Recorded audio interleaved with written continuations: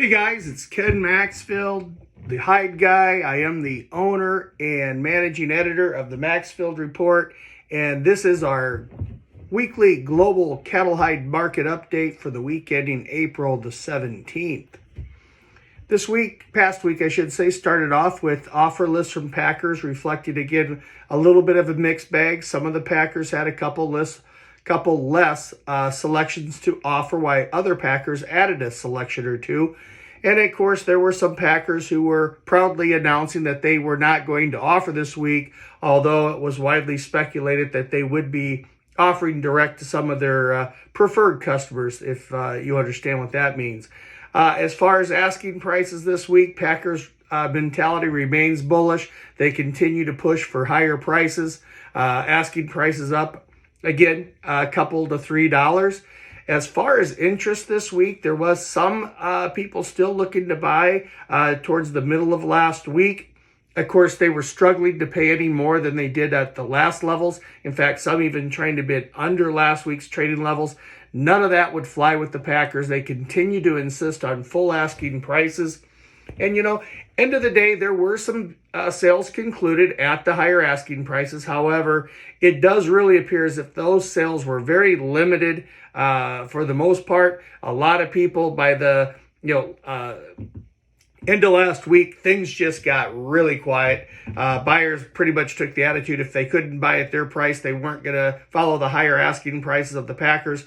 And long story short, I really believe that last week's sales were probably even worse than the week prior. And we'll talk about those sales when we address the USDA export report. So again, there were sales concluded at the higher levels, but it's widely agreed that sales were very, very limited last week. On the cow side, again, another very quiet week. I mean, producers came out, they offered a few hides, really no change in offers. Producers continue to pound on their chest, telling people how well sold they are. Interest, there were attempts to buy. People don't want to pay any more because asking prices were up $1 to $2. Arguments back and forth, neither side willing to give in. End of the day, I think there was a smattering of business done. There were some people that were able to confirm they were able to get more money, but again, the volumes traded were believed to be very light. So long story short, sellers are proud they got more money, but I doubt they're very proud of how many they sold last week at those higher levels. So as far as the knock last week, just a tad bit surprising. I was thinking it was going to come in a little bit underneath, but ended up being 640. That's down 1,000 from the week prior. It is compares to 486,000 head the same week last year. And remember, I've been telling you, this has been at this time right now to the middle of June. This is when we were running really low numbers because of COVID. 2 weeks ago, we were 293,000 head behind the knock. Now we're 84,000 head behind the knock. By Wednesday of this week, I think we will be ahead of last year's pace. And put it in your calendar, by the middle of June, we will be at least 700,000 head ahead of last year. And those numbers are going to have to be accounted for as far as being sold, of course. So as far as the export report's concerned, it was, as I was alluding to a little bit earlier, it was a very lackluster report. Wet salted sales of 269,000 head, call it 270, second lowest of the year. Wet salted shipments were 400,000. Wet blue sales 65,000. That's 2 weeks in a row where we're setting marketing year lows after 2 weeks prior set marketing year highs.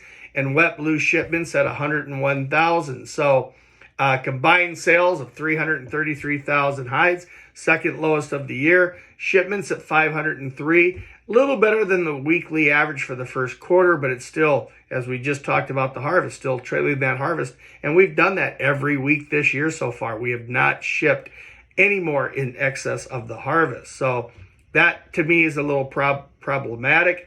And end of the day, these guys are very well sold on paper, but they have inventories they haven't seen in some time because of the container issue problem where there's not enough available empty containers. So although these guys are writing down sales contracts at numbers that we haven't seen in dating back to 2018 as far as prices, they can ship as soon as anybody has equipment to show up at their building. So quick trip around the world. Our friends in Europe, they continue to see a very firm tone to their market, although they are starting to see resistance like the folks in the States with the problems going on in northern China with the tanners and Hebei, especially the furniture tanners. No interest on cows. The people bidding on cows last week were said to be bidding anywhere from $5 to $10 under. Of course, that didn't get any bought, but there is some cows starting to build up in Europe a little bit. As far as on the ox heifers and the male hides, things are still pretty good there. Very firm, although, efforts to try to get more money are being met with a considerable amount of resistance.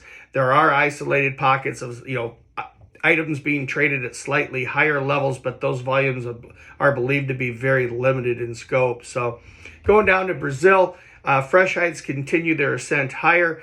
We're probably hovering around the R$3 level, if not a tad higher than that. That is more than double at the price at the end of last year, and that's due to tight supplies of live cattle, in addition to many issues with COVID in Brazil. That kills off anywhere between 30 to 35% versus levels of a year ago, and that's why you're seeing price of fresh hides continue to push higher.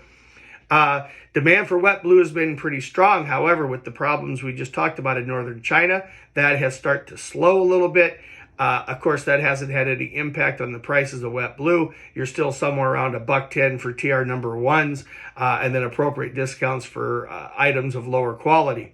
But overall, everybody remains well sold, so no harm in or fear of having to take lower prices there as of yet. And in Australia, the same song continues. Their harvest levels are down because they're rebuilding the herd after years of drought and that herd being decimated. There's plenty of rain, lots of grass. Farmers are hanging on their cattle. Record high live prices.